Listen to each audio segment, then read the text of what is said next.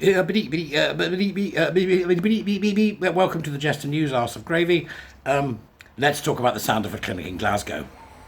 Seems appropriate, seeing as Scotland's seen fit to go full ahead with the old trans train for kids. Let's talk about the Sandyford Clinic in Scotland, which, for those of you that don't know, is a sort of kilted version, I imagine, of the Tavistock. I lightly rib our Scottish viewers just for the fun of it. Right, okay, so what we got here? It's the only gender identity service for children.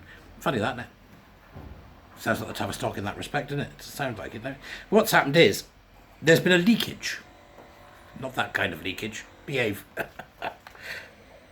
It's a leak that came out a while ago, June I think it was, of an individual who works in services, and it was consultants that were talking about how they're working in the particular Sandyford clinic, and some of it has to be heard to be believed. So let's start, because it's just the easiest way to do it. We'll begin with this consultant at Sandyford, a psychologist no less, openly admitted at an event in June that there were huge gaps in evidence around trans healthcare. You think? Considering that what we're talking about actually is body dysmorphia. Forget the trans thing, because that's a cultural container. All right? Okay. The work was ongoing to find a robust evidence base for the treatment that we offer. They've been taking the breasts of children. They've been altering children's natural development pathways. And they're saying to us now that work was ongoing to find a robust evidence base.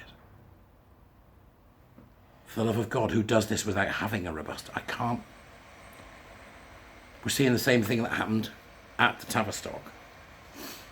The clinical mental assessment of patients was based almost entirely on their own self-diagnosis. For fuck's sake. Yeah, because they're not being influenced by Tumblr or Reddit, or, if they've been to Mermaids, a Discord server run by trans-identified males with nefarious needs. This is so naive, it's horrific. I mean, it's reprehensible. And I would say it is very, very close to being clinical negligence of the very worst kind. This woman then said that the vast majority of her patients rejected steps which could have allowed them to have children in future before undergoing treatments that could render them infertile, as they were desperate to quickly access hormones. For the love of God. Right? However, here's the kicker. The consultant insisted it was not the role of gender identity clinics to conduct detailed scrutiny of a patient's mental health, and that life-altering treatments were ethical, as even if a patient later changed their mind, information they provided had been correct at the time of writing. That's mercenary. That is a mercenary behaviour. It doesn't matter if they've lost their tits. The paperwork was all okay. Mercenary, ass-covering behaviour. Ideologically driven, mercenary, ass-covering behaviour. She claimed it was a misconception to view them as a mental health service. They're not. And then acknowledged that there is a huge rate of mental health issues among trans. Whatever that means. Yeah, okay. What a surprise. We've all known this for a very long time. Cass has highlighted it. We've known for ages that that's the case. It's just that these people don't seem to care. She claimed it was a misconception that they were a mental health service. But it proves that they're ideologically driven. I mean, it's a one-stop shop. One-stop shop. It's a train. You get on it, the trans train. Remember Mr. Menno? Marvellous Mr. Menno? Come on, everybody. Get on the trans train. You could take the blockers. It was that kind of thing. He's obviously a much more professional doer of singing than I. The Tavistock Clinic in London, which the clinician said Sandyford has links to, is shut next year after an expert review commissioned by NHS England found it is not safe for children. However, the Scottish government, run by that, Victoria Sturgeon, right? Nicola Sturgeon, as I've just been reliably informed. I thought it was wee Jimmy Cranky, but there we go. Nicola Sturgeon, right? They have shown little interest in reviewing the culture at Sandyford.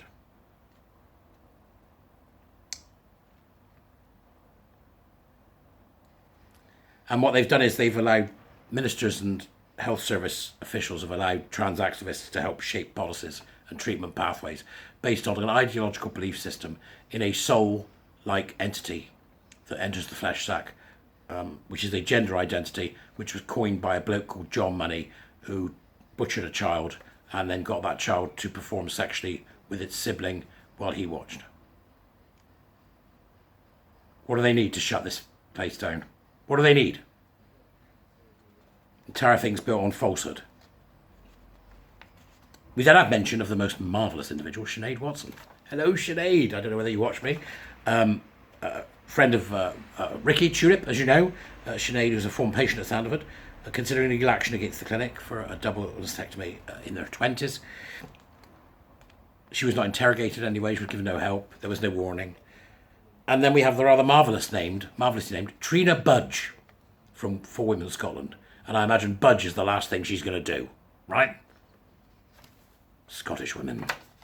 Right? For Women Scotland campaign group. So the comments show that the clinic was scrabbling for evidence to justify stopping the puberty of 12-year-olds and sending healthy but confused young girls off for mastectomies. And in the last couple of days, Scotland have passed an act that will make that easier. So come on, Nicola Sturgeon. Come on, tell us, right? Which particular AGP is fucking around with your nuts while you're squirting about taking away women's rights and destroying childhoods? Go on, tell us who. I mean, we've been warning about this. But there's talk that the scandal at Sandyford is going to be bigger than the scandal at the Tavistock, and I imagine that's quite possible. You know, the Scottish government has reviewed CAS. The interim report's been out for ages. What are they doing? So they've reviewed CAS, but they don't seem to have done anything. They don't seem interested in stopping it. They're going to review it, but they're not going to commit to changing anything. I can't see it happening. They're going to have to be forced.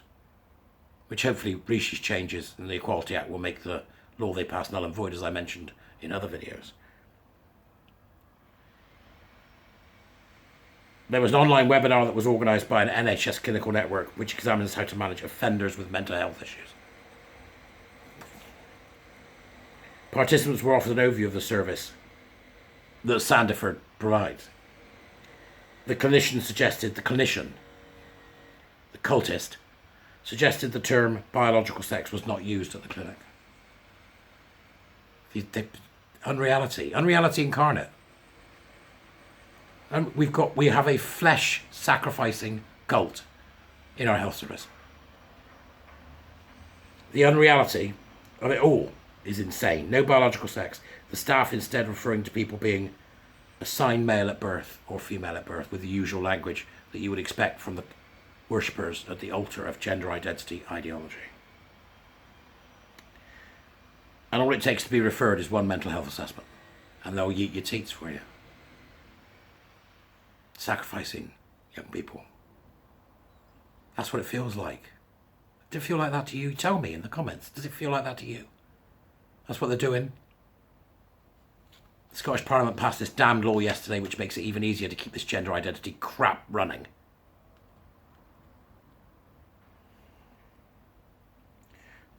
They said that they can be referred for mastectomies after just one initial mental health assessment, and which can involve the patient being shown what she described as a childlike image of a gender unicorn. This is profoundly behaviourist. Profoundly behaviourist and indicative of an education system in the West. Some of the children as young as 16 have been approved for double mastectomies in Scotland. While she said there was further option of offering further psychological sessions to patients with distress, in most cases that did not happen. Why? Why didn't it happen? Was the word no not in your vocabulary? Describing the mental health assessment process after being asked about the ethics of carrying out procedures that resulted in infertility, she said, the entirety of the assessment is based on that person's self-report. They're using the NHS to get people who are mentally unwell what they want rather than what they need. However, to the rescue comes an NHS spokesperson for Greater Glasgow and Clyde, who said the Sandyford Clinic offers a range of gender services in line with national frameworks. Our gender identity service is modelled and formed by WPATH. And there they are again. Regular Jesterites will be familiar with WPATH. It's shaped by existing evidence. It's not. That's what Cass found. It's not. Right? And by confining themselves to this idea of evidence, they're not taking into account the social contagion. Yep. Social contagion. Pushing by activist groups such as Mermaids, Stonewall. I imagine Scottish groups, LGBT, Hands, Knees and Bumps and Daisy people groups will be doing it as well. They're not taking into account any of that. And so therefore we've had changes in the law now that means it's got to go through yet, mind. There'll be some amendments. But the changes which remove any medical oversight from the process and hand 16 and 17-year-olds the right to apply for gender recognition for the first time. They want to do away with sex. They want to do away with reality. This is critical social justice in action, and it's ending up with the mutilation and the destruction of not just the bodies of young people, but the bodies of the people that they would have birthed. They are murdering future children by sterilising the body of potential mothers. That's what they're doing. And they're doing it based on the fact that, can we get away with it? The paperwork's all right. As long as the paperwork's done. Best information we had at the time. Jesus. You know, the excuse of every bureaucrat. It's a medical, the computer says no. The first minister, that's back to, Nicola Cranky, has rejected the claims, wait for it, my favourite bit, which is the last line, and dismissed the concerns of some feminists over the changes as not valid. What an interesting choice of words. They are not valid. All concerns and worries, all the stuff that's been done, the work that's been done to try and get some information together that can influence people who really don't know what they're doing. And all that Nicola Sturgeon can say, the First Minister of Scotland, is they're not valid. But what's most interesting about that is she didn't say that it's wrong. Just not valid. Not valid in their world of queer theory and gender identity. Not valid. Not that it was wrong, that it was not valid. And that, frankly, is horrific. That's horrific. We're going to need some real pushback from the UK government if we're going to stop this crap. Sunak's plans for the Equality Act better be huge.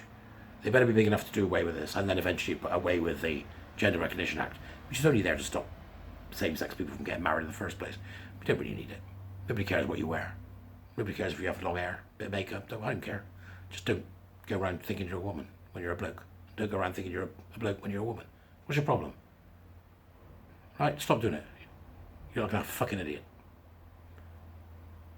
Not valid. Not wrong. Not valid. Let that sink in. Not valid. That's how they work. It's all about the words. It's all about the game. Anyway, that's depressing, that one, isn't it? It's depressing. But on the other hand, we've got Sunak doing stuff.